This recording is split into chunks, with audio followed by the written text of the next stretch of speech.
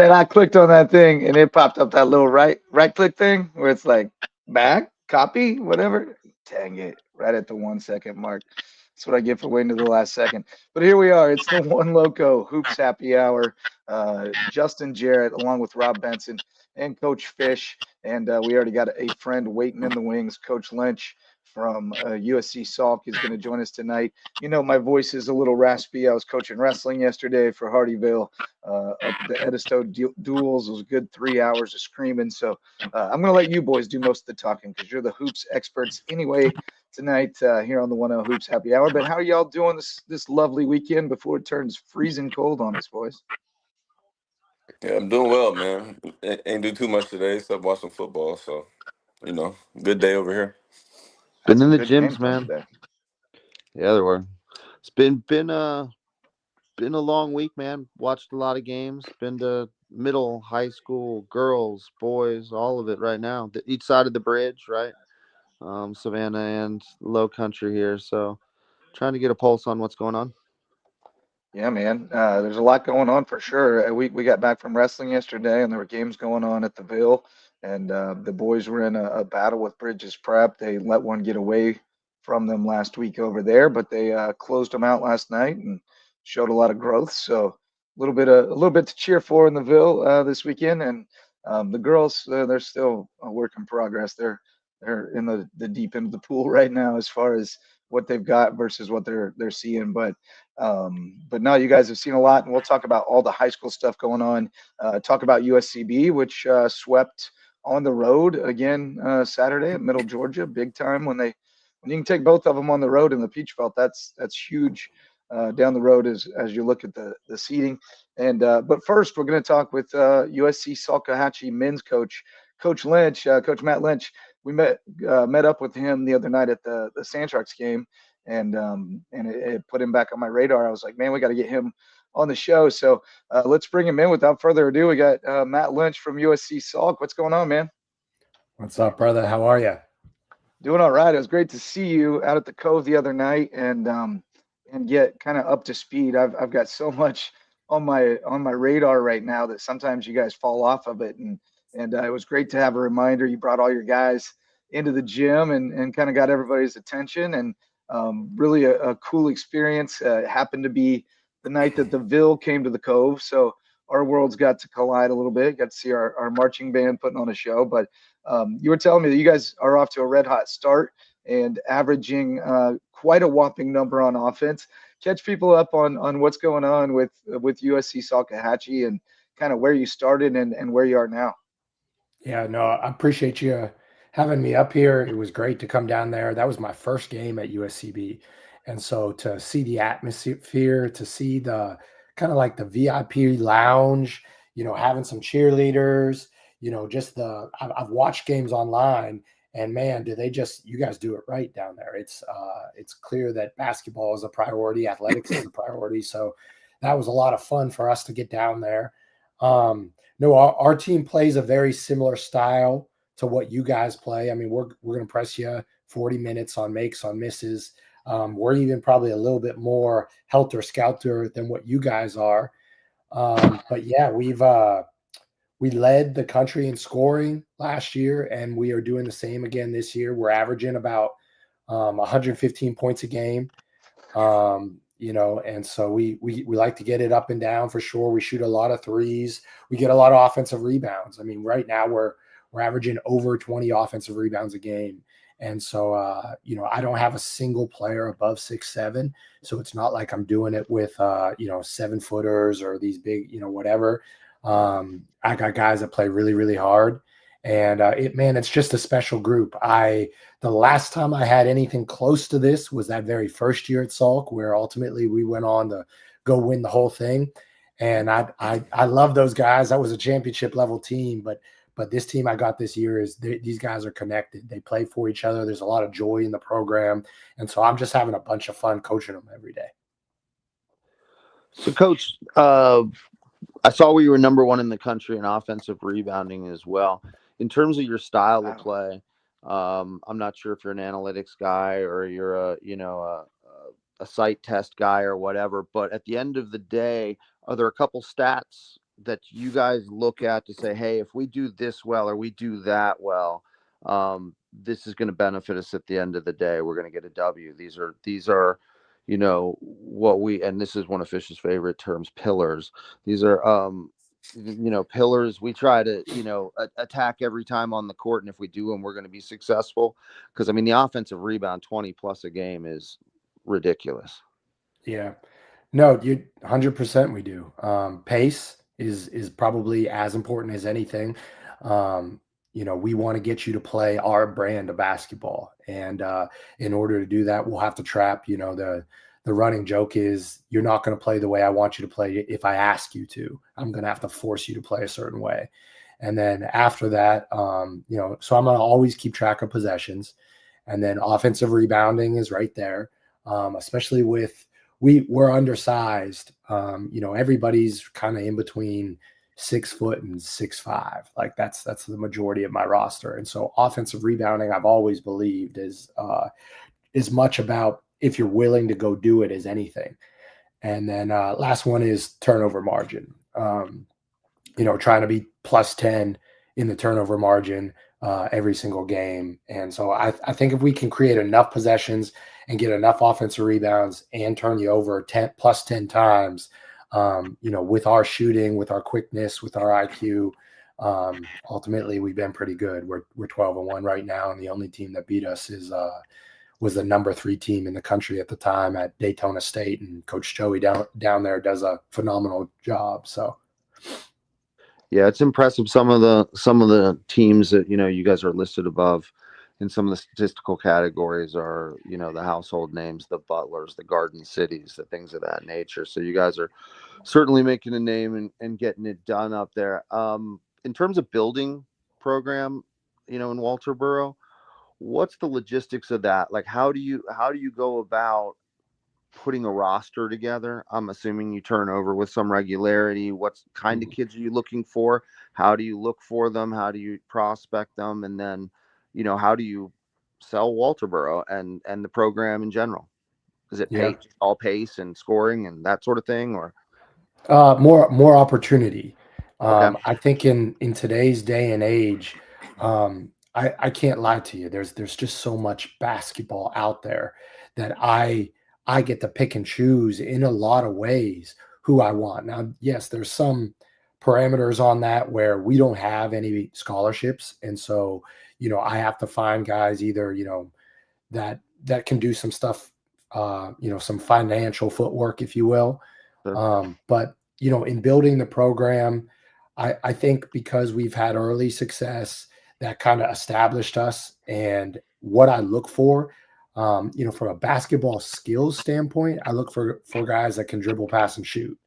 When I get out and I go recruiting, I want you to have something going on between your ears more than just basketball. If I call you and, how you doing? Good. How was practice today? Good. Yes, sir. No, sir. Yes, sir. No, sir. Like that's I always tell guys, I tell parents, I tell recruits, my job is twofold. I have to sign you and I've got to get you signed. And coaches want to recruit somebody that has a personality. We want to be able to get on the phone with you and, man, did you see the Patriots and Bills games? I mean, the Bills, and just start running with it. Have something to say is important, because that only helps me get you down, recruited down the road. And I really just, I from year 1 to year 2, I probably, I sacrificed a little of that to take some talent last year, and I won't ever do it again.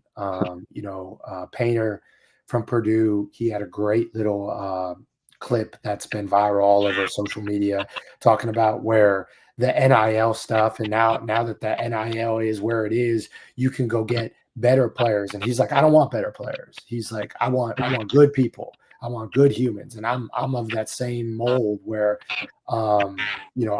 he says in that clip, I want to have fun too. And he's like, I want to coach and I want to have fun too. And I feel the same. If I've got to beg you go to class, if I've got to beg you, to hit the weight room, if I've got to beg you to get extra shots up, you're going to have to beg me to play. And honestly, I've stepped even away from that mentality. You just won't be with me. I just Yeah. won't have you. Yeah, You right. know, You're just so dragging us down. right. And so we've got guys from all over. We've got guys from throughout South Carolina. This is my highest amount of South Carolinians at, I think I have 6. And then I've got guys from 5 other countries. I grew up watching the Spurs, in love with the Spurs, love Greg Popovich, love the culture that they were able to establish there. And I like the different accents and the stories and the styles of play. One of my favorite countries to recruit from is definitely Australia. They have really good coaching over there. Their developmental league through the NBL 1 to the NBL is really, really good. And those guys really still get taught the game. So I think I have 5 Australians on my team this year, and that's been pretty consistent. Oh, wow. Consistent. Were they able to connect with the 2 Aussies on the Sand Sharks roster? They recognized them literally from their haircuts. Yeah. They were like, yeah, those guys are Australians, which made me laugh. But Well, yeah, Fitzgerald's got the high fade, and then Kilpatrick's just got the floof on top. Yeah. But so that all makes sense to me now. I didn't know either of those guys on USCB were Aussies, but now, yeah, that totally makes sense. Yeah, Coach. I got 2 questions for you. Talking to recruiting, how engaging, how active should parents be in that role? Like, how much does social media impact how you recruit? Where are you recruiting a lot most of the time? Is it high school games, or you got at AAU events? And then with all the basketball you've seen, can you kind of talk to the state of high school basketball and how it's changed, and like the type of freshmen you get coming in, like how prepared they are versus maybe a few years ago? Yeah. We'll start with the parents question. I think that you love your child, and I want you to love your child. But I want to probably come to you. I want to initiate the conversation with the parent. So many times, more than I can count, I get an email from Coach Smith, and Coach Smith wants me to look at Matt Smith on his team, who happens to be his son. And, it's just not always where I want to start. And so kind of leading that in, like, definitely parents should be around, but not overbearing. I've made the joke with a bunch of my buddies that I could start my own business on educating parents on what not to do to get their sons or daughters recruited. And so, like, when you come on a visit, parents, when I turn to Matt and I say, hey, Matt, kind of food can you cook? We don't have a cafeteria at Salk, so what can you cook? And if mom or dad kind of reaches over and, Matt can cook pasta and chicken instead. No, mom, I'm not here to recruit you. Thank you so much, but I want to hear Matt speak. And so those types of, you just don't want to be overbearing. You can definitely be involved. I want you to love your child. I tell every single parent, I'll hire you as an assistant coach and we can talk basketball every single day. You just got to be at weights at 7. You got to be at every single practice. We travel on the road, and I'm going to need you to get van certified because we don't have a bus, and so I kind of share that with all of them. And so nobody's taking me up on that yet? Nobody's taken me up on that offer yet. Not one. And what a coincidence. I know. And then how I recruit the kids, I want to recruit because of who I am. We were kind of joking earlier. My voice is low right now. I got a little cold going on, but I'm not really a big yeller. And so, like, I'm going to find guys that do what I ask them to do, or you're going to just sit down next to me on the bench. I think that the bench is the ultimate teacher.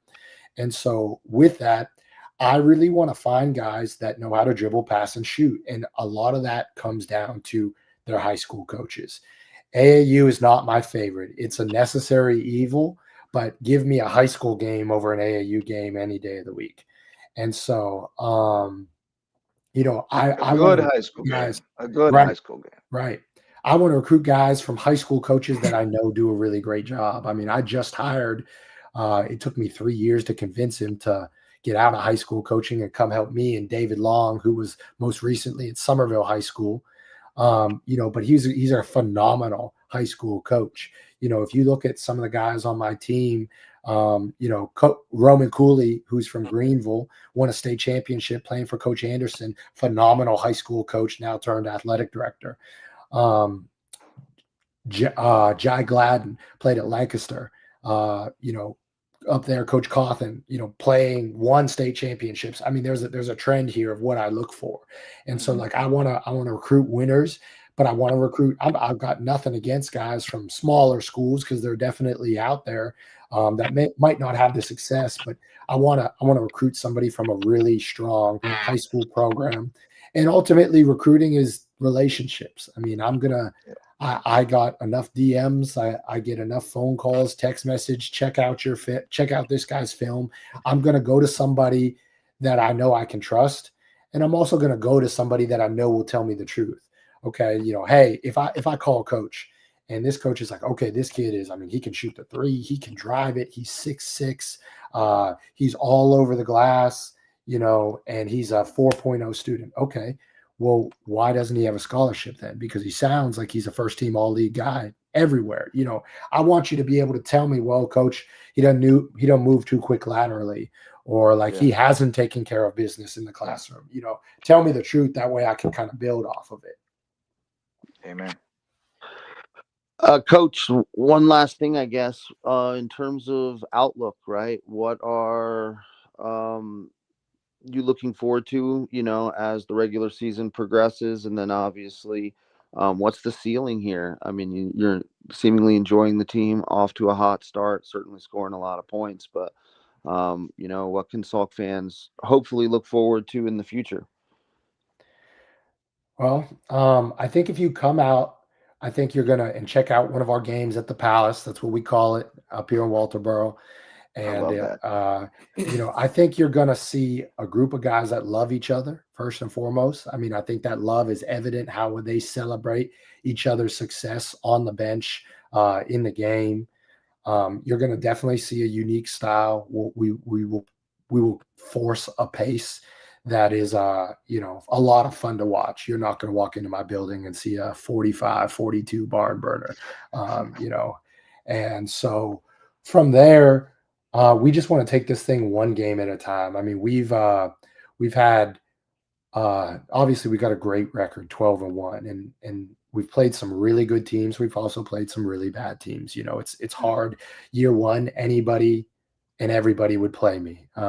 Year three, it's a lot more challenging. I mean, there was just a guy the other day that got up on social media, and I understand what he was doing, but hey, we lost a game. We're willing to travel. We're willing to come play. I called him, and all of a sudden it was a lot of him and Han. And to his, I mean, he's phenomenal. He's a better coach than I am. But like to his point, they come down here and lose. They might lose their chance at an at-large bid. But that was not anything that I was ever even considering year one. I mean, everybody was trying to play me. And so I kind of have, in the non-conference, I've got to take the schedule I can get. But I'm really looking forward to conference because like then it's, we've got good opponents coming into our building. On any given night, any coach, any team can beat any team. It'll be fun for me as a basketball. We asked I'm definitely into the analytics. And so I can't wait to see, different ways that people come try to attack this thing. The number one way right now is like the football play where you stack everybody on the baseline and, run guys in and out. And we've already got a counter for that. And just the other night, they did the thing where they would run a guy back, guy takes the ball out of bounds. They'd run another guy out of bounds, throw the ball across the baseline. The coach didn't really realize that you can only do that after a made bucket. So then they ended up turning that over twice, but for me, it's just like, it's great to see, okay, like people are like, you have to adjust to us. These people are coming in here game planning for us. And that only pushes me, my team, our program, our players to be better. And so look for us to just stay competitive. And, we're on that like an 11 game winning streak right now. I think the highest ever at Salkahatchee in our history was 13. And so we're close. We're trying to get there, and I love those little tidbits. We're already off to the best start. 8-1 was the best start in school history, and so any gas I can throw on these guys' fires to keep them going, is good, because I don't want to get complacent. And I know that once the league play starts, somebody will probably come up here and punch us in the mouth, and then I'll be able to coach them like, hey, we're probably not as good as what we thought we were, so let's go get back to work. And so Right. I'm looking forward to competing for sure. Yeah, man. I got your schedule coming up here momentarily. Which are some games? Who are the big rivals that you're looking at in league play? Yeah, so right there, we kick it off in league play at Caldwell Tech. I want to say they're 9-1, something like that. And I mean, so that's gonna be a battle, an absolute war right off the jump. That'll be great. Brunswick, who won the league last year on the 11th, they'll be really, really good. And then you probably recognize the name Benny Moss, who was head coach at UNC Wilmington. Then he was at Coastal Carolina. He's now at Gaston, and man, they're 12 or 13-0. He's got that thing rolling. They look like a Florida JUCO. I mean, I think he's got multiple 7-footers, and that's going to just be. He's one of my best friends in the business. That's going to be a war, because he wants to play physical, back to the basket, bully ball basketball. And I'm a firm believer that you can't hit what you can't catch. And so, we're going to see whose style can ultimately, prevail there. And so that's going to be a lot of fun. We split last year. I beat him at his place. He beat me at my place. And so that's going to be a really good one. Cape Fear always plays really hard as well. And any of those other teams, even though I didn't mention, like they're all really good. I mean, so, just trying to, the way our Region 10 tournament works is the number 1 seed gets a first round bye. And so if what that means for us is we get to go press somebody on the second day that's Right. already had to go battle once, and then ultimately win that one, get to the championship. Now you're playing somebody on their third day getting pressed, and have an opportunity to try and run somebody out the gym and go to Hutch second time in 3 years. So that'd be Oh huge. yeah. That'd Hutch be is my neck of the woods back in Yeah. Kansas. All right, man. Well, anything else for Coach Lynch, fellas?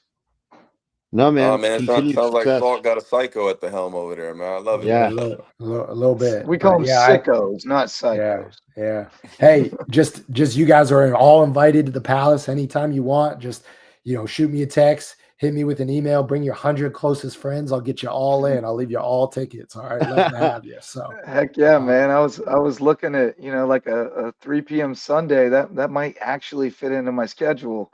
So I don't know. I got to find a time. I It'll was be going to fun. ask you too before we let you go. Were you at that Colleton Hampton game the other night? What happened there? no, we played at home, I think, that same night. So I don't know, but I know that I got to get out there and I got to see Colleton play. Yeah, the Because town must be a buzz. You beat yeah, Hampton, and Hampton's been crowing a lot. So yeah. that's have you gotten filled in on all the local rivalries? Yeah, here and there. I mean, so where I live is I actually live in Somerville, Oh, and so okay. like the number one that I'm always on top of is Somerville and Goose Creek. That Oh one yeah. has been a battle because Goose and Somerville have been great. I've been able to recruit Somerville really well. I've yet to be able to sign somebody from Goose Creek, although they got some guys, some dudes They there got that a I'd like unit. to have. They got a Yeah, unit this yeah, they year. do. I do. So, yeah, but I mean, I'm more and more in tune to James Island. I got one from James Island. There's another one down there on that bench that I want to have with me. There's a young man at Berkeley that I want to have with me. So, yeah, no, I'm all over it. You guys see anybody that comes from a good program? I want good people, good humans, good students, good basketball players in that order. But hit me up for sure. I'm down to watch anybody's film for 30 seconds. You're in jeans shooting half court shots. I'll watch it for first 30 seconds, but I'm gonna shut it off after that. Fair enough, man. Well, thanks for spending some time with us, and it was great to catch up last week and then again tonight. So we'll see you down the road. All right, brother. Thanks, guys. Take Appreciate care, you. All coach. right. Take care. Thanks so much, Coach Matt Lynch from USC Salk cool guy and fellow sicko hoophead. Oh yeah, Man, go ahead check them out, man. man, it's wild that the local JUCO and the local D2 play just such Right? frenetic styles, right? Like similar. It's a real nice symbiosis there, and I think that's why he wanted to bring his whole squad down and let them see it. What's happening at USCB and start keep building that bridge because he feels like he has some guys who fit there. Yeah, very clearly, and obviously he's pulling out of the Charleston area, so we got to get him down here a little more. Check out some of whatever there is to pull locally.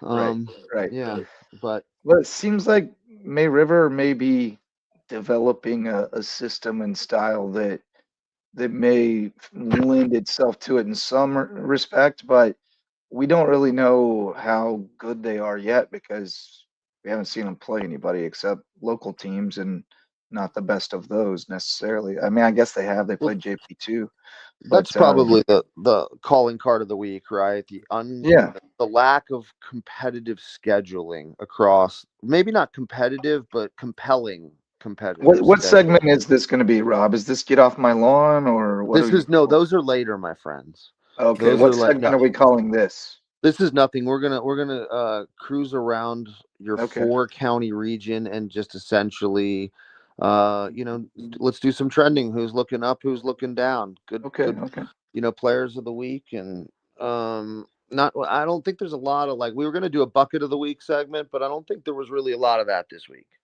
okay. Matt and I were talking about it, and I don't, there's not a lot of guys going for huge numbers and things of that nature, but there's certainly some programs and some kids that are doing decent things, and that we can look forward to stuff like um like Ketis, for example, right? Like at Hilton Head High School, Ketis Smith. I mean, they are Yeah, like 4-2 coming out. They played a decent enough schedule.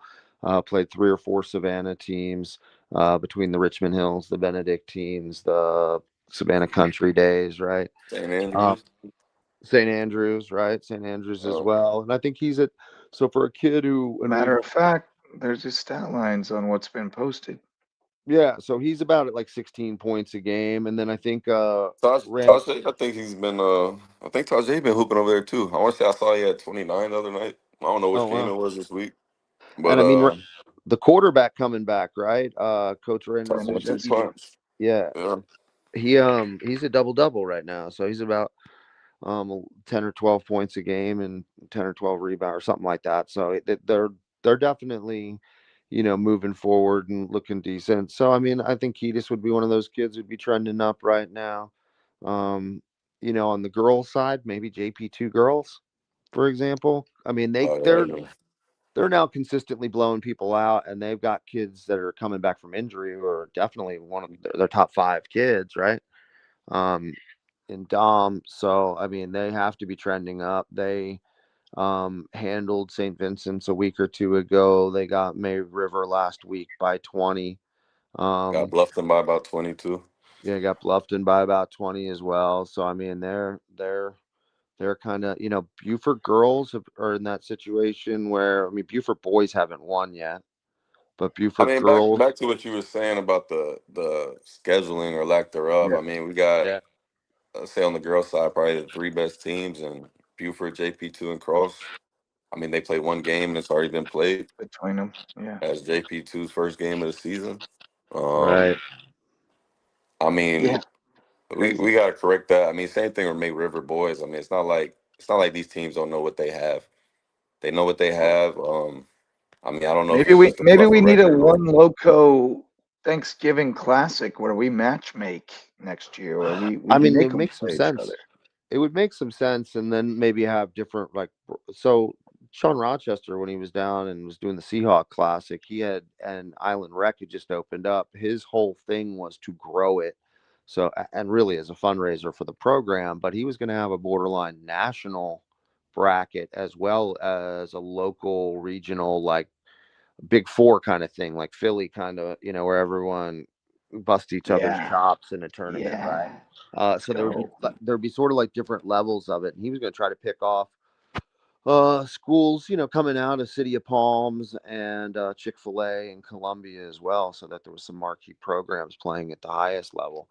But yeah, I mean, the scheduling this week has been a little rough. It feels like we've seen the same teams bump over and over: the Ridgelands, the Hardyvilles, There was the a lot of Dale Tuesday, Branch. Friday home and homes, or like right. So you have like look at Thursday, Saturday, or whatever, Wednesday, Saturday. So that was weird. Well, and then you look at like Buford, they go Battery Creek, Goose Creek, Battery Creek, Goose Creek, back to back. So so essentially they lose by 100, they win by 100. They, depending on which we're looking at. So like the boys, Battery Creek Right. boys are The currently boys, better. they Yeah, lose no matter yeah, what. yeah. But like the general gist of it is Goose Creek is a a whole unit right now on boys and girls. And the first girls they played Yeah. Buford, Amira Brown was out, so that'll Right. help. Right. But they still lost 73-19, my friends. I thought it Um, was 7. Oh, the boys was 75-10, right?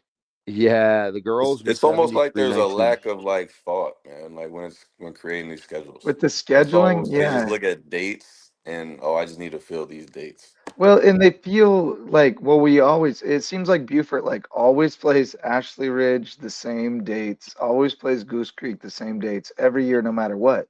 You don't Right. have to play those teams every year. Like if it doesn't make sense, don't do it. Mix in a Bridges prep on your down year. It's okay. Like don't trip. But play people at your level. That's what It's you not need Well, that to hard do to do. until you're ready to play people above your level. I mean, I think that's a hard consideration right now because everyone, we talk about administration, we talk about, you know, scheduling, and I think it's hard for with them handling as many sports as they do to go, oh well, Holy Trinity girls looks really good next year or whatever. Yeah, Like no, you're right. who would actually know that? But the It requires a reality, lot of foresight, I would especially with say, people coming and going now. yo, if you're coaching though, you should know. you Like should you know Yeah, should as a know coach. what's what. You should know who has what. I mean, I yeah. made a schedule last year. No, you're right. So I firsthand made a schedule around this area, and it was very fine until you got to region play. You No, know that's what I right. mean? So like, it's not like it's impossible to do. It's not like oh we don't know. I mean, it just takes a little effort. It Yeah, does, if and it You you're takes know, it takes it's a little buy-in. you're busy. Like, in the conversation, you know what's going on. yeah, and I think it takes buy-in. I find some of them always interesting. I mean, like Hilton Head, like we are just talking about, they're at a Brunswick tournament next week over the holidays, and I think now the Carolina Invitational over Christmas is always in Charleston's one of those that's drawing a lot of the teams that deem themselves even worthy of going to a I think Buford sleepover girls going event. up there, right? Yeah, I mean, I think a bunch of teams are going up there. From what I understand, I mean, St. Andrews is going up there. I think JP2. I don't know if JP2. No, JP2 takes like a month off for Yeah, they Christmas. take a long Yeah. time off, They take like a long always. time off. Yeah. So I mean, it's definitely. Oh, I mean, the prep girls are in Savannah next week, which is wild. Boys too. I think the cross girls going to Savannah. Yeah, they don't. They're not going to have a ton of kids with them. So it's just sort of one of those situations right now where it's hard to really. I think look, you're either varsity or you're not. If you're varsity, you're trying to put a varsity schedule together. And a lot of these folks know they're not really varsities. So they're looking for a lot of other not really varsities. Right. Well, Um, those I have no problem with. yeah, I'm me talking neither. about the ones that are like the ones who are just beating the mess out of everybody. Yeah. You have Right, the lack of competition. You have the right. same like you know what you have. Y'all, You can y'all schedule a boys, little better. Well, y'all, and I y'all think boys see that JP2 Thomas Hayward boys final? That's what I'm no. saying, man. Like it was 103 Jeez, to what Louise. 21. Oh Uh, wow. yeah, they put up a hundo on them. I don't think that was necessary. Well, and I mean Yeah, 103 I to that's. saw. 22. You're seeing Yeah. that across the board right now. This was a point for later, but the prep girls went over to St. Andrews and they were without their little star eighth grade point guard who was out sick all week, and I think she played like 4 or 5 minutes in the whole game. But they scored 3 points, fellas. In the game, and they lost by 40. If you look at schools like HHCA, right, right now.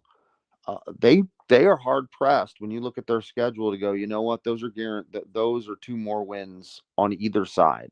Like, so I mean, they could have a combined one win between the boys and the girls for the remainder of the season. Yikes. Um, Yeah. yeah, and I mean, so the wheels are off in a lot of respects. So I do think it's hard to schedule. I think a lot of times in the past, the teams that were stacked, like Fish is saying, and knew what they had.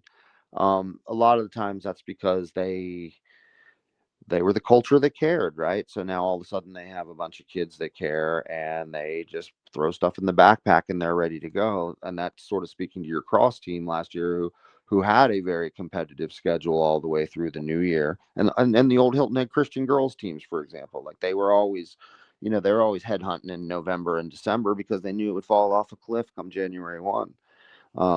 But that's just the nature of what it is right now. You'd like to see May River play more, folks. You'd like to see Battery Creek. You know, they have that one game versus Wando, and everything else has been like bumping Bridges and Yeah. Whale Branch and Buford. Hardyville and whomever else. So it's hard right now. We don't have how like every year we do this, we talk about comparative scores, right? Transitive Yeah. theory of basketball. Like there isn't even that because they're not really playing each other at a high level in a Right. lot of these situations right now. So it would be hard to list the best teams in the area right now, other than like one or two. Yeah. Um, I mean, I don't know. It is a tricky thing because, like you said, Battery Creek's bumped with Whale Branch twice and Buford twice. Well, right, they're not in the same region, so if they want to play each other every year, home and home, there's not a lot of open dates where they can do that. So they're kind of right. hemmed in a little bit. Now, would it be better for the fans, for us, as an evaluation tool, if they played on two Saturdays, one toward the start of the season and one toward the end? Yeah, probably. That'll probably be better than Tuesday and Friday the same week. Um, but then you run the risk of you're in the region grind and you throw a rivalry game in the mix, and by Tuesday of region, you're banged up and through the ringer, so it is Well, tricky, I well, guess. here's my problem with it, which I mean, it'll kind of lead to get off my lawn later, but I mean, we just talked to a coach, a JUCO coach, who Yep, told us how he recruits, and the fact of the matter is, a lot of them think the same way. And he said that I recruit kids from good high school programs, yep, and these programs, they care, they go out, they play, they showcase their kids. They don't care about the record per se, but they go out and they're doing things to put their yep, kids in the best position to move forward, which is why I get so aggravated. And to be honest, why I don't stay quiet about it. Like that to me is the main problem of the area. It again, I've never said it's about the kid, but I know what the recruiting thing looks like. I know what the mhm, coaches on that level think, and I know how I would recruit. And the fact of the matter is the lack of care to all these programs, and I'll get a little more into it later, but yo, y'all are hurting kids, man. Y'all aren't even giving them a chance to go on and be recruited this is a JUCO. We're Yeah, talking about Salk. We ain't talking about yep, a he low didn't. D1. We're not talking about anything like that. But y'all It ain't was kids don't even get a chance, man. yeah, For man. I what? mean To that. go to go beat somebody by 80? Yeah, and I think that's just we also have an interesting geographic area, right, where we can duck over the bridge and play Savannah and pull some yep, games. And I think that there's a misconception, maybe not as much on the boys' side, right? Because Savannah, the last maybe not 4 or 5 years, but the last 2 or 3 years, has certainly had teams on the boys and the girls side that in GHSA have run to the quarters or the Elite Eight or the whatever semifinals of GHSA, which is a predominantly Atlanta dominated association. So like Savannah holds its own, but for the most part, they're absolutely no better. So right, you don't mask your schedule by saying, "Hey, we're going to Savannah," like especially on the girls' side to go play, you know, uh, Groves or Woodville Tompkins or Windsor Each. Forest Beach. These are abysmal programs as well right now.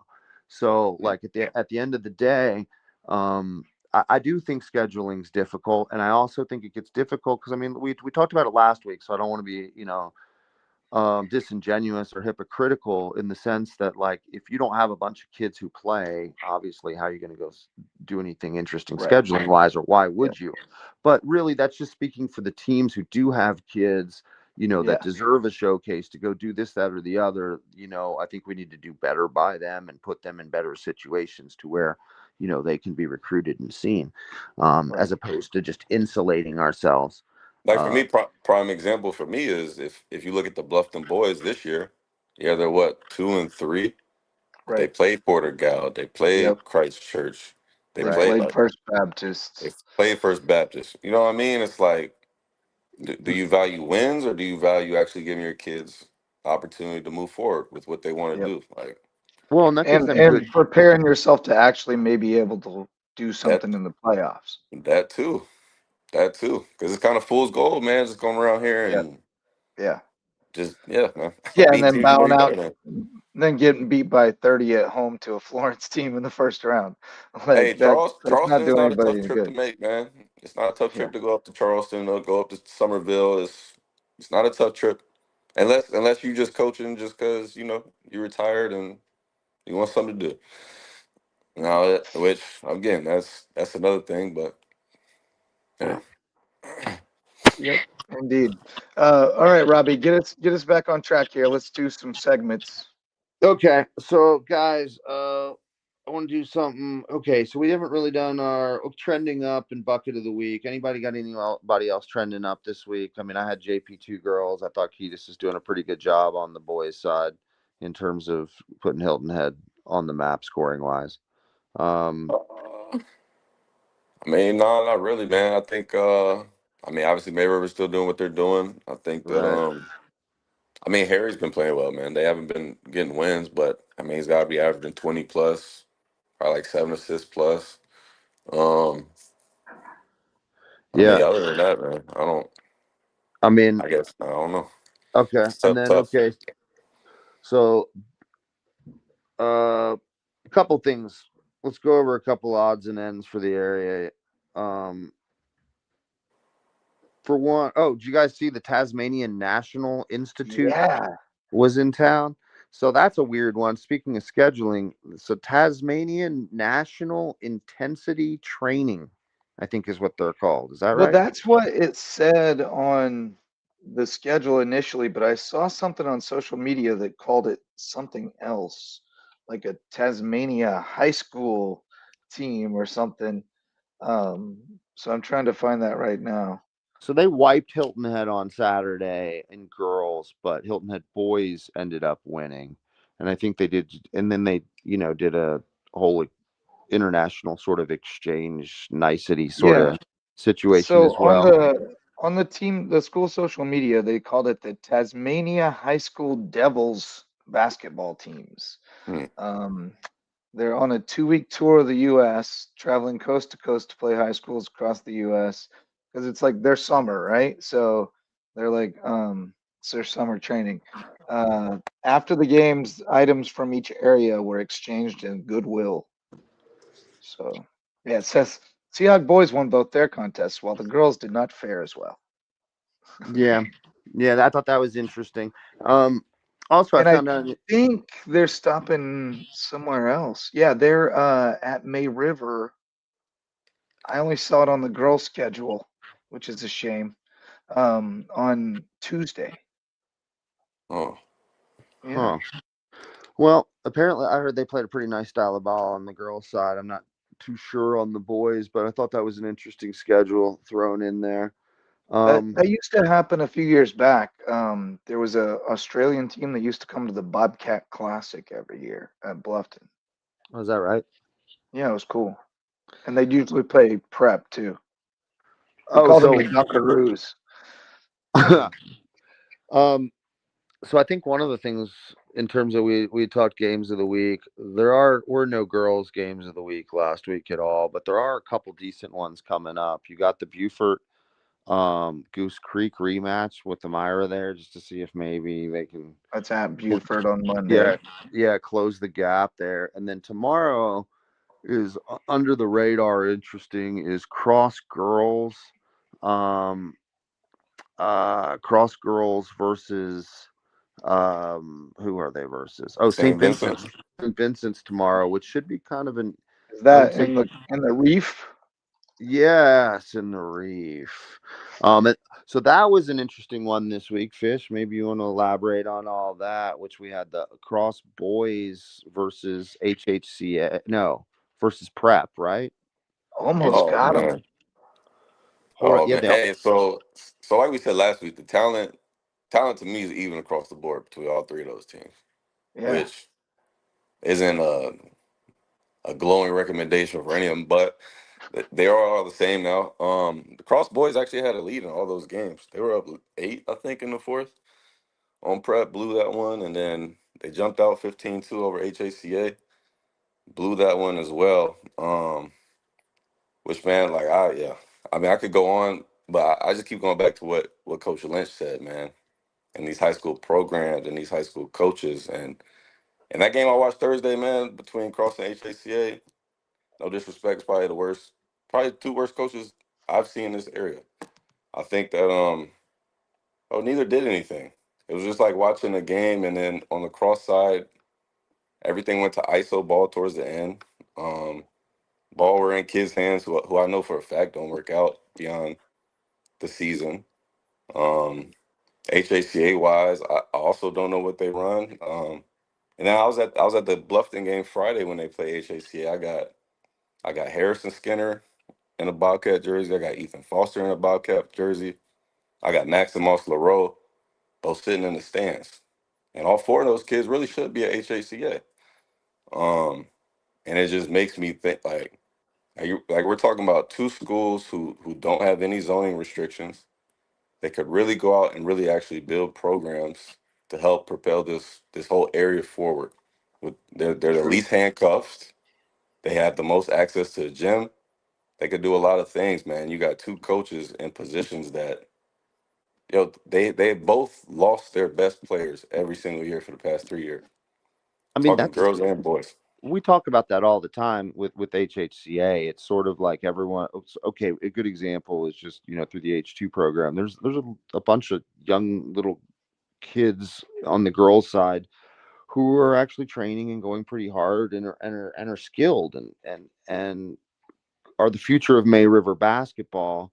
But everyone is sort of just going, well, unless HHCA decides to make a move again and actually be good at sports, above and beyond what they've chosen baseball, right? They chose baseball because they can't really. I think they wanted football too, but the 4A thing took that straight out of the equation.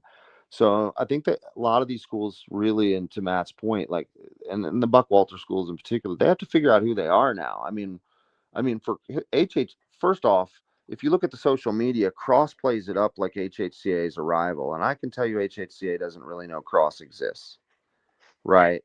But here's the thing: it's now an 8-point game or whatever it is. Right. Yeah. So like, what say you, HHCA? You should be a dominant force in this area. There's just no Yeah. two ways Yeah. to it. And I Yeah, always and say, I think the flip side of that is that JP2 is a oh growing yeah, monster on all yes. fronts. Hey, but you see why. Like I can't tell you how many parents or how many kids I literally just field complaints. Or I'll get questions like, "Oh, where should my kid play?" and blah blah blah. And it's man, I don't know. Like on the private side, JP2's far and away the best spot to go Yeah, no, because for back to sure. that conversation with Coach Lynch. Like as far as a program and looking like a Yeah. building a program, and I mean they resemble one. Yeah, you can look there and see a plan. That Yeah, something is taking place you, Well, that you that can and see makes people care. orderly Yeah, sense. yeah. Yeah. well, so then you get to the other side of it too, which is okay. Misery loves company. So now you're in that situation where HHCA and boys and girls potentially has 1 or 2 wins left in them combined on the season. So where does that leave you at the end of the year? You're now in a situation where you have a bunch of kids who don't really play that much, and or obviously there's not enough of them to win at any sort of level. But you're having to recruit back programs every year. Like Yeah. to even field a team, you're having to expend a lot of energy. getting kids to come out because they just spent umpteen hours on a bus going to all these games, going to all these places. I mean, the prep girls just got drudged 43-3 and spent an hour or 2 hours in the car each direction, right? Same with Bluffton goes up to First Baptist, and not the boys played reputably well, but the girls got dredged, right? So now you're in that situation where how many of those girls are bought in moving forward? And that's a real problem. Like, in order to get the area better, we need to figure out a way to start earlier, right? And then B, have administrations that give access, that develop kids that use all the days they can use. Because I mean, at this point, I mean, the privates are, I mean, Thomas Hayward, right? I mean, Man. I And mean, to that point of starting earlier too, man. yeah, Like private schools, you kind of know what you have. You kind of know what the young kids coming up through your school is. I was talking to a local coach at the public school, and kind of their dilemma. They don't even know who their feeder middle school is. They don't know what kid are they're getting from where. You know what I right. mean? Which is It's why for me, messy in like the Bluffton. private schools are the like it has to start somewhere. Well, Like they don't have as much handicap. and if you look at it like over the bridge, like I forget what they call it, but all the feeder schools, elementary and middle, are called in a league association called SPIAL or whatever, SPIAL or something like that. And essentially, they have competitive teams at every age bracket, starting almost 2 years younger than we're allowed to even play middle school ball here, right? Wow. So if you're allowed to play in fifth grade and sixth grade, then yeah, the better kids still are going to get filtered out to a certain degree, but you have a better nucleus of kids playing every year in their age bracket where Yes. they can learn skill sets and move it forward. So, I mean, part of the problem, I mean, they literally have seventh grade teams, they have eighth grade teams. It's not like, Right. and here there's two or three kids that I've seen that are at River Ridge that are in sixth grade that legitimately can be playing May River JV right now, but they shouldn't be. They should have a competitive team at River Ridge. So I Right. mean, we're just at this point where everyone needs to drop it back, Yep. focus on development, and administrations have to decide they want that. I mean, like I Yes. said, but is all one thing about prep is they'll figure it out because of their cachet, and they always seem to bring in an Atlanta kid, and they'll eventually Right. get that going again because they give good gym access. Yeah. Like, their kids can get in the gym all the time. HHCA has an outdoor key card gym. They could have kids in the gym all the time, and that's their advantage over public schools. That's what Mhm. JP2 is currently doing. JP2 has their kids in the gym more often with And it more. shows, man. Yeah, It shows. yeah, Are we and it on our will. lawn now? What segment are we in? We're just Yeah, moving around. So yeah. now here's an odds and ends guy. Here's a good one. We combined them all together, kind of. But to get off my lawn, it's all become a big gripe fest now. It's just a big stew. It's become a big stew, man. So there was a, but hey, you want to gripe some more? Beaufort County Rec is now allowing zone. Oh Jesus. I mean, how fun? We're talking about getting better younger, and now we're allowing middle-aged men to put to run matchup zones versus kids who can't hit the rim from 5 feet, much less 20. I'm gonna get so Hey, many it'll butts make and them ones feel and good triangle and after they twos. get a win, though, man. Make them feel good. All right, I want to talk about a local legend, Maya Hutchinson, Tamia Heck yeah. Hutchinson. Since we just dogged on Christian enough, let's go back to the glory days.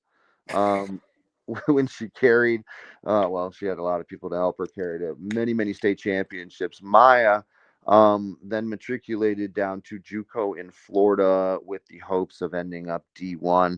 Last year, she had a pretty tragic concussion that kept her out a huge portion of the season. Now, if you remember Christian, she had like 3,500 career points. That's got to be one of the records in the area in terms of just raw. And in eighth grade at Estill, she averaged 28.5 and led the country in scoring Jesus. in eighth grade. So like she's always been sort of a local legend in that regard. But this year, in a must-have year to put up numbers and get that D1 look, Her team is out of the gate, and I believe they are 11-4 or 12-3 to start. And she is only because of the discrepancy in the scheduling. There's some games they're winning by 80 points, and there's some games that they're losing, and some that are going down to the wire. But for the most part, she's getting only about 15 minutes a game right now. And she's a starter. And if they're close games, she gets the whole game. But in a lot of these games, they're blowouts. And anyway, she's averaging about 19 points a game, 7 or 8 rebounds, and about 5 steals. Jesus. Now, if you look at her per 40 scoring totals, that would put her on track to have 50 plus points a game if she played 40 minutes a game. So shout out to Maya for being the Allen Iverson of the Low Country, and in this case, running up Wilt style numbers. Crazy, crazy Yeah, work. yeah, and Man. so we think that'll hopefully pan out, and she'll end up as another D1 kid out of the area, which is a much needed boost for an area obviously that we've discussed could use it, and is now running zones in the rec leagues, right? Um, another another kind of interesting one, Justin. I want to say props out to you and the Hardyville crew for now having a huddle implemented um, Yes. out We there. we tested it this weekend. El Presidente, Principal Rayleigh, sent me the link on Friday night and said, "Hey, check this out." And I don't know if it's out, but I don't know if you can publicly access it yet, or if it's going to be a subscription. I think, as I understand it, the plan is to make it a subscription, but then distribute the free viewing link to our families. Oh, very good. Um, so that any outside viewers would need to make a small contribution to help our program, just like they would if they came to the game and paid at the gate. And so that can help, so to bridge some funding gap for our programs and serve as a fundraiser. So shout out to AD Misa Garzon and Principal Blake Rayleigh for making that a reality, because we've been talking about it for a long time. And they finally got all the cooperation they needed from tech and district and all that stuff to get it up and running in the gym. So we're rocking and rolling now, baby. We should be streaming Kane's wrestling soon too. Now for Yeah, we those need more programs, Publix, man. We need more that Publix with Huddle. that's what I'm saying, man. More Publix with huddle, and then for those who I mean everyone's penny pinching, but for those who want to grow the game, and it's no sweat whether they collect that revenue or not. Make those games viewable for outside folks so you can promote your kids, so you can promote, better basketball environment, promote more conversation, right? Might get more people out at your games and more people interested. So, Yeah. good on Hardyville for getting that going on. And good on our boys for the one time that those back-to-back home and home type deals can be interesting is when they don't go the same way. And Yeah. we lost a heartbreaker at prep. We gave one away at Bridges Prep 51-50 on the 5th. And then on Saturday, the boys, they were in a barn burner in the second half, but then they pulled away and won 63-51. So figuring out how to close games out, maybe. Just their third or second win of the year, but they got a big one this week with Ridgeland on Tuesday to kick off region play. So we'll see if they're ready. So the huddle thing sort of actually touched on my first point on the get off my lawn segment. Okay. Yeah, which is um kids. Most of these schools have huddle now. You can't go on social media and lie about your stats. You can't go out there and Right. claim you did this or you did that, and because those Amen. those graphics, those numbers are easy. And not to say huddle is an infallible piece of software, as we all know, they are absolutely wrong with some regularity, but not with so much regularity that you're 10 points over what you actually scored, right? And or if you have some sort of outburst in the game where you score, but you're so inefficient, it makes no sense in the world. Let's just bury that post. No Yeah. post, no Yeah. post that night. And then that also will create the next part of the get off my lawn is it'll keep the kids that you just played who you happen to know from Parker's or wherever from coming on your thread and being like And clowning you. dapping you up a minute after kicking your butt by 30, right? Or the other way around. Oh, and so that stuff is completely not Yeah. competitive, everyone. Yeah, I'm I've with been that. saying that for years about everybody, like your football team too. Like, don't post your highlights all gleefully before you go to bed Friday night after we just got our ass kicked, Yeah. please. It's Like, crazy. It's God, crazy. like And think don't Talking to lie about it. about social it. media, last thing I got, yo, save your game day posts for actual game days. Athletic departments, stop posting game days a day or two before the actual game, please. Are they doing that? Yeah, Well, there's man. one school in Buckwalter whose AD's just, I have no idea where he is half the time. He just so happens to be posting game day for posts a Yeah, day it's or two in wild. advance, and it throws me off, brother. Yeah, it Oh, does. you can't. I don't know what's happening, but I mean the whole social media thing is completely man. And here's what I also didn't know. And Justin, you Oh, should have before no I lose problem. you, on You the should you should have no problem with interns, man, because they're apparently every single player in Beaufort County has their own personal photographer or videographer. yeah, but I think they're paying them. Of course they are, but why? You just I lost by don't know. 30, and you've got GQU shots of you on the sideline nine My different Well, ways, yeah, and you my got to my yeah, but run. favorite that's are the all they kids. get. My favorite are the kids who I need to scored talk to two or some four of these points.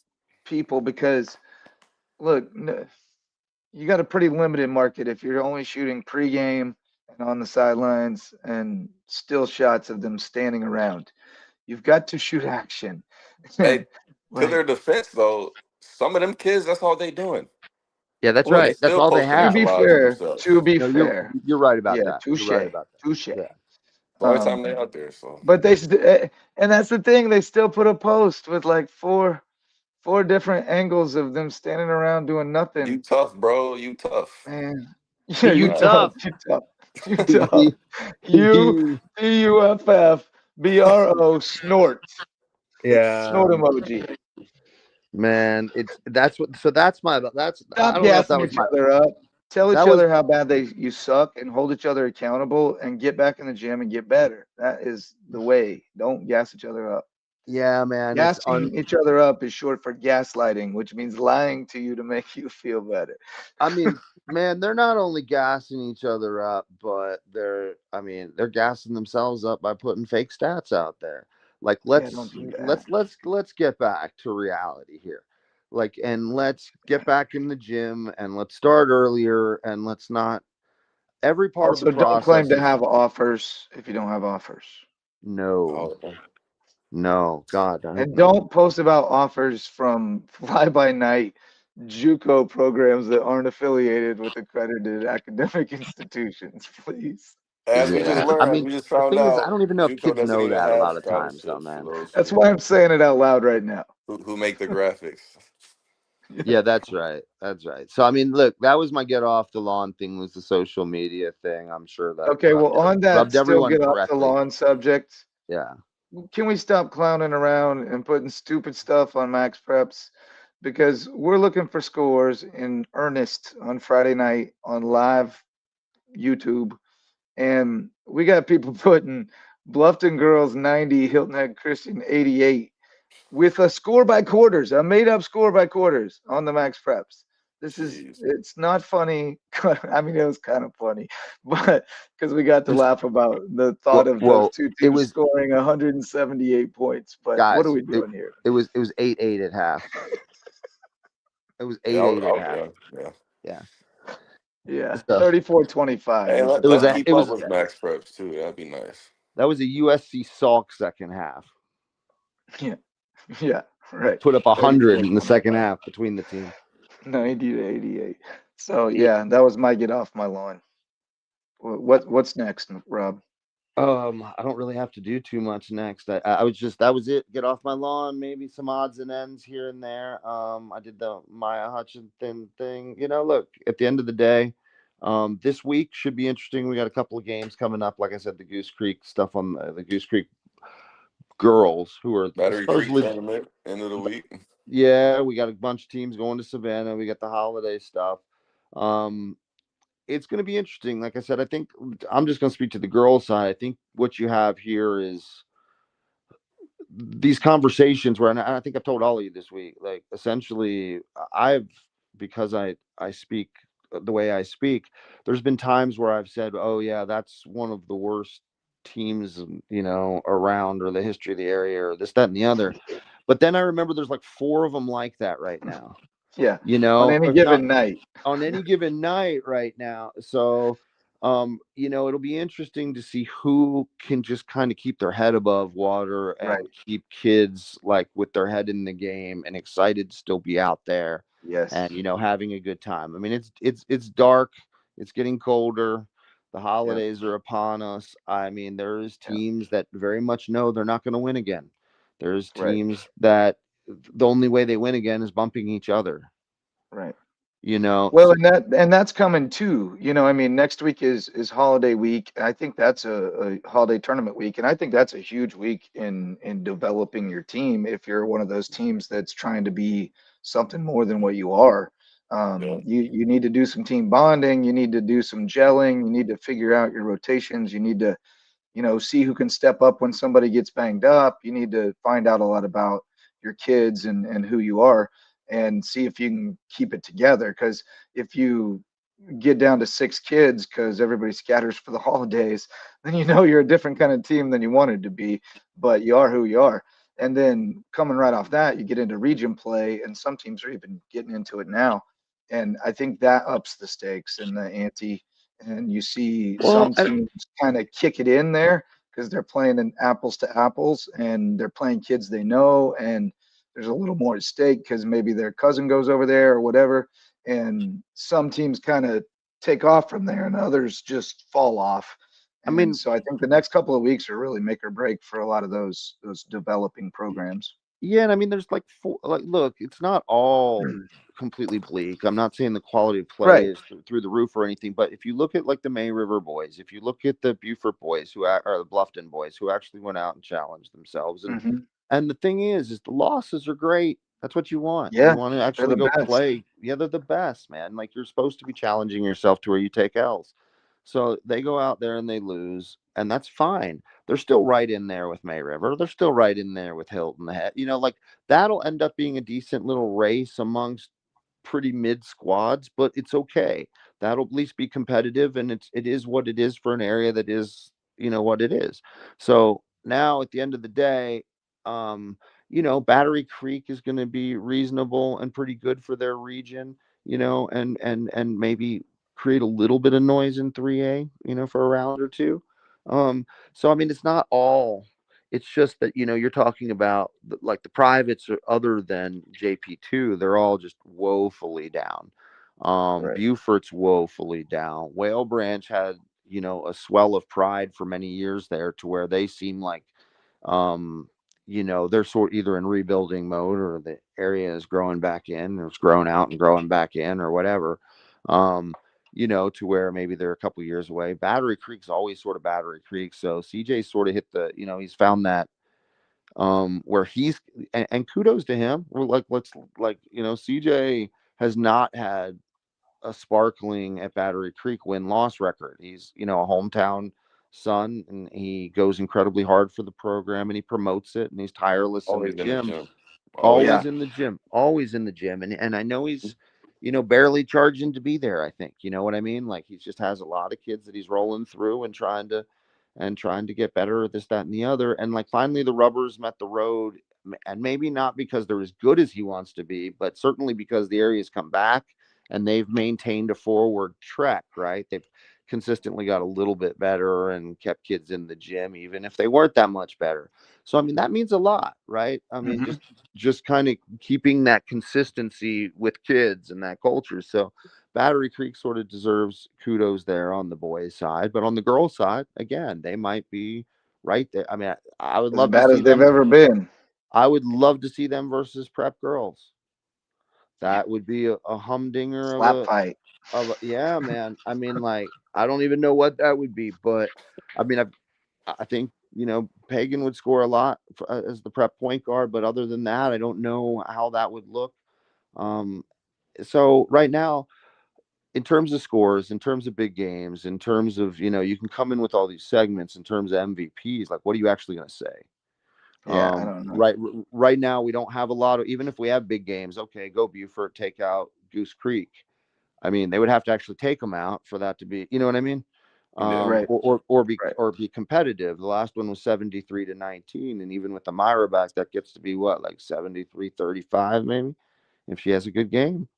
You know what I mean? Yeah. So at the end of the day, like, that's why we got to come up with the segments and Salk, and talk Salk and USCB, and USCB looks pretty good, fellas, right now. Yeah, The boys are back yeah. on the winning track, and the girls Mhm. continue. They're 3-1 right now in The the the Peach Belt. women got something cooking right now. Been winning some nail biters, man. They They are. are. They're closing games out, and that's what Yep. they hadn't done very well the last couple of years. But they got a little more depth, and she's. It's interesting to watch the rotation because she's playing like 13, 14 kids, So but many. she's playing about 5 or 6 of them for about 3 or 4 minutes here and there, and just spots. And I think it's kind of to keep people fresh down the stretch and to keep evaluating and seeing who's developing and who's putting it into action. And like, on the one hand, you're like, what's Ashley Forner doing in this game right now? And then Ashley Forner gets like back-to-back steals and sets up buckets. Mhm. I like the way that she's managing it. It seems to be working. It seemed kind of off-putting at first, like, man, I want to see the best 8 go. But I understand that she's playing the long game too, and they've been snake bitten with injuries over the years, so she's trying to defend against that a little bit and keep people healthy. And hey, man, if you're winning, then it's working, right? Yeah, they seem to Absolutely. have like a solid. They seem to have a solid, probably three or four. Like you said, the other ones kind of just game to game. Who got it? Hmm. She kind of feels it out first half, and then it tightens up a little bit more in that second half. Yeah, And definitely. coach wasn't wrong. Like, the Cove has got a when, like, the other night, like, I was dying. I was so tired because I go to bed so early. Yeah, But like, the game itself, and it wasn't even. I mean, honestly, it wasn't even necessarily a barn burner, but it was pretty packed house. And, like, yeah. like, it's not a big place, but it's got a And it certain was vibe to it. finals week, so a lot of Yeah. students had already finished and cleared out, and that was part of why they did the Ville crossover, to try to And fill I some like empty that seats, too. and Like, that was cool, right? Yeah, that was yeah, cool. the marching band, like, that was I've cool. Like, all that was I've cool. I mean, been they've moved. told just today from AD Gina Montfort that she intends to have the marching shockwave back several more times this season. Solid. Excellent. Yeah, Hey, they no, brought that's some super Yeah, juice to solid. the gym, man. yeah. The house band of the Cove, the marching shockwave. Love And it. they put the beer drinkers front and center now, which I find Yeah, they do. hilarious. They Yeah, do. which is like their profile between the boosters with the backs on their seats. Yeah, we have Um, two separate beer gardens now. We have Yeah, a solid. public beer garden and a VIP beer garden, so that the VIPs don't have wow. to stay in the back. They can come out and watch the game and drink their beer. I don't even get access to the VIP food. Like, that's a whole other level. So we're doing it big at the Cove. I I can't like it. wait till they get into a real arena, man. Although I wonder if we're gonna have remorse when we get into a bigger arena because the Cove is just so right sized Well, right now. here's that's Yeah, exactly right, man. How many people are you going to put in? I mean, like, look, yeah. D2's a good level of ball, and with high school dragging around here right now, that's a good ticket. Yeah, Hmm. man, it's fun. It's It's a good fun as ticket. hell. I mean, yeah. Finnegan's great times despite Fish hating his stomp. His Oh yeah. stomp is his stomp pains me because I'm afraid Finnegan is going to blow out all of his knee ligaments with that stomp. He is really banging that foot, and I it feel worried. like we should be food trucking that stuff, or like have Ralphie's come out and lay down You pizza know, for I everybody. think there's an internal struggle with campus dining and their Oh, gotcha. monopoly on the Right. uh, on the property. So, but in the past when I worked there, we did have the time to eat truck came by every now and then, and I'd get me that Mo Betta burger. And man, I could go for one of them in between games. That's what Hey, I'm I will saying. say some of these high school kids, I need to start going to those games, man. For 100%. real, you are 100%. missing it. It's absolutely I don't wild. know Like, why it's not the social event in town for high school kids on Wednesdays and Saturdays. There's I nothing see else them to at all do. these other trash games. They need to go watch some basketball and go learn something. Stop watching Hey, their man, friends who don't know nothing, don't know how to play. commit to that and go see what it actually looks like, so you can stop dude, telling people if you're they going to don't play go watch D1. their friends, man, there's no way to dap them up online later. You tough bro. You can post you tough bro later, no matter what. You don't got to be there. Yeah. Maybe go say you tough bro to Dominic Eason. See if you make a Yeah. real friend. Yeah, that's it, Right. man. I mean, like that's the thing too. You got to aspire. You got to see what you aspire to, Amen. and Hey, like because none. half of them think they're above D2 anyway, which I Dude, Right. mean They is think D1 beyond or belief. bust. when you They go ain't watch the seen. USCB boys, there I've yet to see like more than one or two kids in this area who could even Oh, like yeah. get up and Even down at all. sniff it. Well, I No, mean, not look at even it. sniff it. They've had kids from Hilton Prep, from Cane Bay, from where else? Somerville High School, maybe. Like a number of kids from around the area, and even Savannah kids that couldn't get on the floor and have Right. gone It's a elsewhere. high level of And basketball, man. it's only been a handful of local-ish kids that have been able to hang there, like Toombs County and even the one kid, Karan Anderson, he struggled academically and he's trying to get back on track, and he's back on the bench now. But it's a lot, man. It's not everybody can do it, and certainly, Fish, you can attest to doing it at the D1 level at an academic institution of repute like Vandy. Like it's a select few that can handle all that at that age. Oh yeah, man. Hey, all these You got to kids be think they got developed into that over time. yeah, it's a whole different level, man. Whole different Yep. level. I mean, But that's what I'm we saying. got to If, get if them you, started earlier, and we got to get them on the I track mean, and just show them just the something blueprint. simple as how hard they play. I yeah, mean, that's right. it's night and day. It's literally night and day. That's not full speed. Like do you not No, understand what full speed is? Like you have to no. push yourself beyond your limits at every Hmm. second. Like, yeah, you're right. It takes a long time to instill that in a lot of kids here, and I can't say whether it's universal because it's the only place I've ever really coached kids. But man, it's tough to get some Well, kids just to understand what full speed means. I mean, and the thing is sometimes that's not even their fault. Like Fish is coaching one of the H2 teams this summer, which is uniquely talented for this area. And one of the kids on the team had a video come out this week by, again, their best friend who's now a videographer for the Savannah region. And the video wasn't terrible or anything like that. And she looked good ish Yeah, in it. 28, right? Yeah, she had 28, but like she was sleepwalking compared to when she's in our Yeah, gyms. yeah, And the thing is you can't blame her because she can go get 28 and 10 sleepwalking, right. But see, right? So she does, that's where I blame the coach though. right.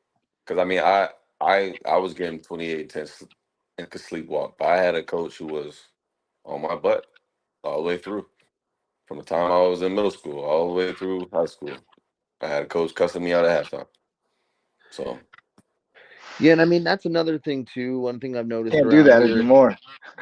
So like Fish was saying it too, Justin, which is sort of interesting. So by virtue of our various roles in the community right now, in basketball, we do a lot of you know, we take a lot of phone calls from parents, from kids, texts after games, before games. This is happening.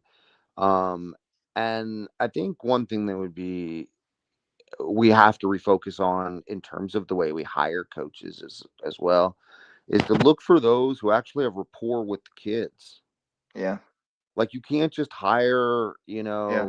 Jersey They got to Joe who moved care. here. They got to care Yeah, about the kids. they do. They can't just hire Jersey Joe who moved here, from where, Jersey and's got claimed that they have all these states or this, that, and the other.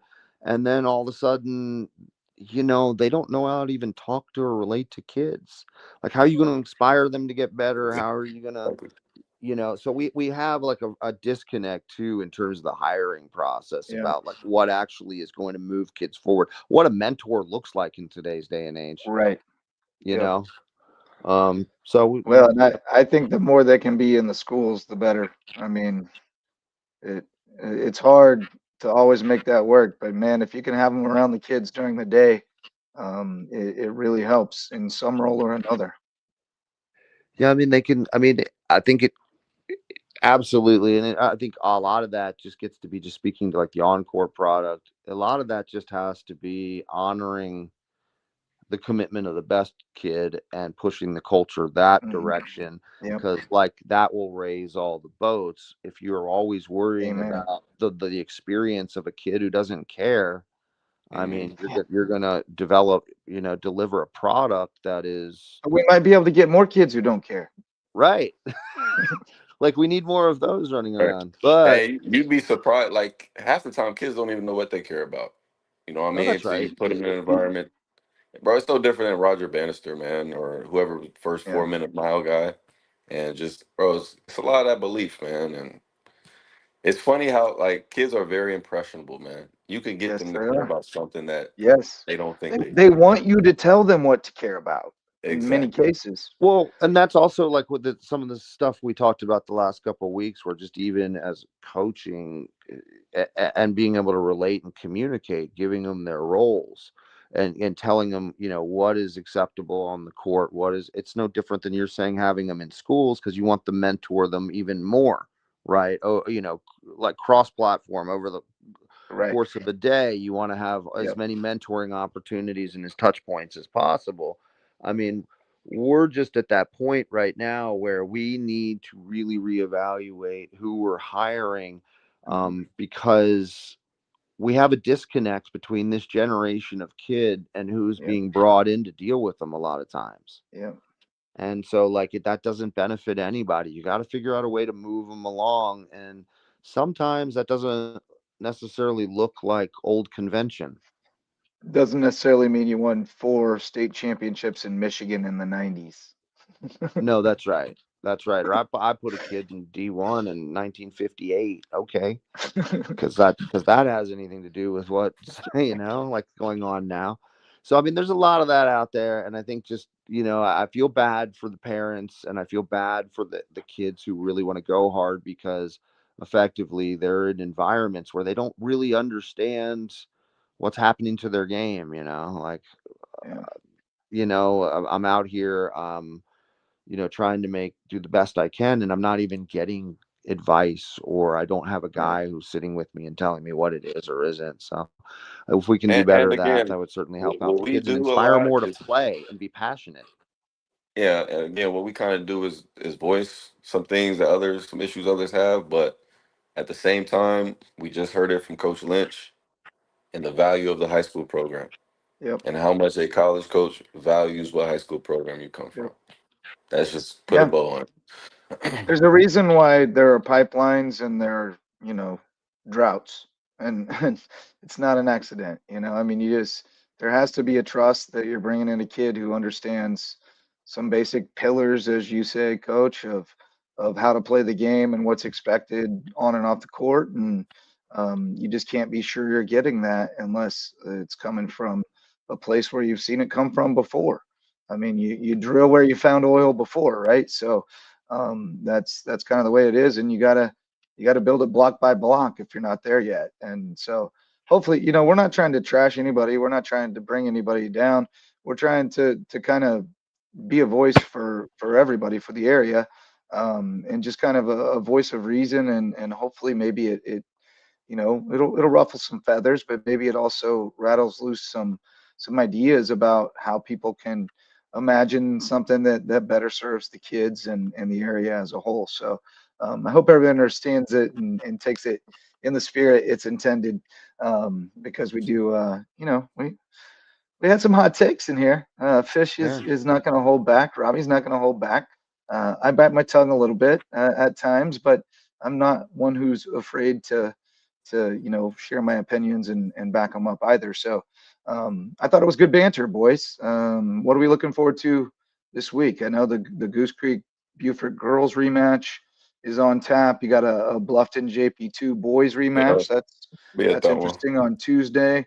Ridgeland Hardyvale's a blood feud, so that's cool. Richmond Got Hill at Cross Hilton Head St. on Vincent Tuesday. tomorrow, Yeah, girls, and then Cross St. just that Vincent's Battery weekend. Creek tournament this weekend. It's gonna be a lot of local bumping that, Yeah, right? You know Battery Creek anything? tournament gets going Thursday. I got to hit up CJ for the full schedule on that, but a lot of locals in there. Yeah, man. May Get some River's in good there fun. too, so we may get Bluffton, I think a Bluffton's in good there too. rematch with them again, or a good matchup with them against somebody. Yeah, Bluffton. We could get Bluffton May River Yep. bonus rivalry. That's always fun. Yeah, that'd be So good.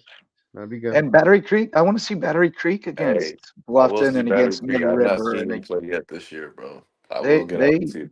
man, they put it on Buford. Now Buford's getting belt frequently this year, but Battery Creek beat them by 30 Friday night. So Man. And again, they only lost to Wando by 10, which is, yeah, and that Ethan Cox kid, I mean, you knew it for years. You've been watching him develop. You knew he was going to be a problem, but he is a whole problem now. Like he's a matchup problem because he can bang it from outside, but he can go to the rack and he can post you up too. So I'm excited to see what CJ's got this year.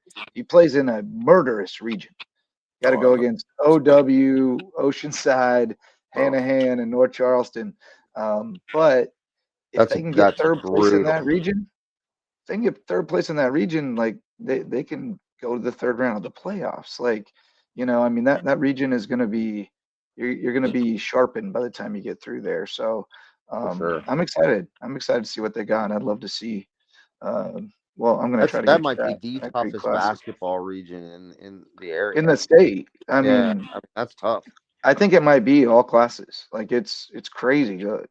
Yeah, Um, that's really good, good Goose honestly. Creek and Somerville in the same one. That one's crazy good too. Yeah, that's really But good. but that Battery Creek region is stupid good on the boys' side, especially.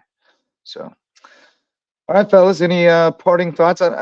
Maybe we shouldn't attach all of our sponsors to this just yet. They may not want to be that.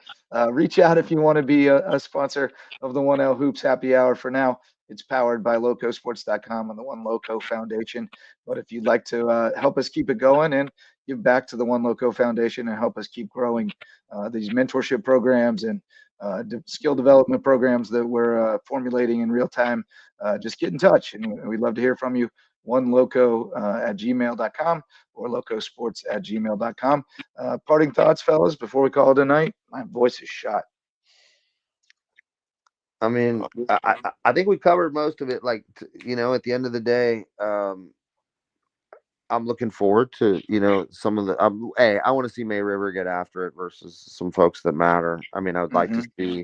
I would like to see JP2 really up the ante on their schedule Yeah. on the girls' side, in particular before the holidays, because it doesn't get better after the holidays. So at the end of the day, I wish all these teams the best throughout the holidays, because I know much of them are playing holiday tournaments, Mm-hmm. and that's generally a pretty fun time of year. And for those who are having it really tough, I mean, and like I said, I deal with a lot of these kind of kids. Keep your head up. It's just basketball. It's cold. It's exams. No big deal. Keep the main thing the main thing. Get your grades. Yep. Enjoy your family. Hug your dog. Don't get caught up in the ugliness that is what this is right now. You just keep your head down and keep moving, and it'll all Yep. work out in the end. Head down, feet moving. What do you Yep. got, Fishy? I ain't got nothing for you, man. I'll just see y'all in these gyms, man. That's it. That's all I got. You'll see him when he walks in. He'll have the Yankees hat matched to the fit, no matter what he's wearing. And this is right. This is Yeah, true. I've been mismatching them lately, though, man. I've been Oh mismatching them yeah, lately. on purpose? Is that cool now? Nah, it's a little more. It's just throwing what I see. Get out there, man. Just get out there and be comfortable. It's hot You, out. It's cold outside. He's out of F's to give. He's just going with you, whatever's you do not have to handy. dress up for these games, guys. No, No, absolutely not.